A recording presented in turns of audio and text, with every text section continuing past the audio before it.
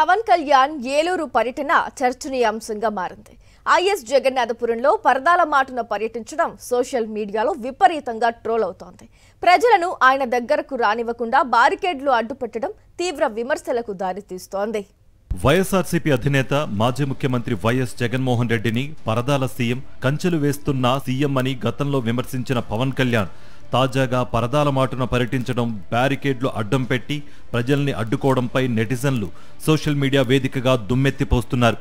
ఏలూరు జిల్లా ద్వారకా తిరుమలలోని ఐఎస్ జగన్నాథపురంలో పర్యటించిన పవన్ కళ్యాణ్ గ్రామంలో నూతనంగా నిర్మించిన మ్యాజిక్ డ్రైనేజీని పరిశీలించిన తర్వాత సుందరగిరిపై కొలువైన శ్రీ లక్ష్మీ నరసింహస్వామి ఆలయంలో అభివృద్ధి పనులకు శంకుస్థాపనలు చేశారు.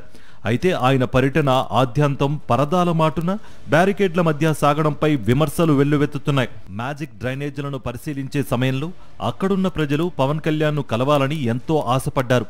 తమ సమస్యలను, గోడును చెప్పుకునేందుకు పెద్ద ఎత్తున వచ్చారు. కానీ అక్కడి వారికి పరదాలు అడ్డొచ్చాయి. ఎంతో ఆశగా వస్తే కనీసం పవన్ను కలవనివ్వలేదని, అడుగడుగునా పోలీసులు అడ్డుపడ్డారని స్థానికులు వాపోయారు. ఇరువైపులా పరదాలు పెట్టి తమను అడ్డుకున్నారని చెప్పుకొచ్చారు. ఎన్నికల ముందు ప్రశ్నించేందుకు వచ్చానన్న పవన్ కళ్యాణ్ ఇప్పుడు తమ సమస్యలను పట్టించుకోవడం లేదని ధ్వజమెత్తారు. పోలవరం జనసేన ఎమ్మెల్యే చిర్రి బాలరాజు తమ సమస్యలను పట్టించుకోవడం లేదని, పవన్ కు తెలియజేసేందుకు వస్తే ఇక్కడ కలిసే పరిస్థితి లేదని ఆవేదన వ్యక్తం చేశారు స్థానికులు. ఒకరిద్దరు ధైర్యం చేసి కాన్వాయ్ ఆపి అడ్డం పడి వినతిపత్రాలు అందించగా మిగిలిన వారు నిరుత్సాహంగా వెనుదిరిగారు.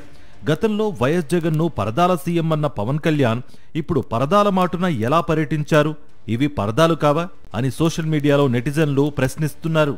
సాక్షి టీవీ ప్రసారాలను నిలిపివేయడం చట్టరీత్యా నేరం. సాక్షి టీవీ ప్రసారాల కోసం మీ స్థానిక కేబుల్ ఆపరేటర్ని వెంటనే సంప్రదించండి. డిటిహెచ్లో, ఇంటర్నెట్లో కూడా సాక్షి టీవీ ప్రసారాలను వీక్షించవచ్చు.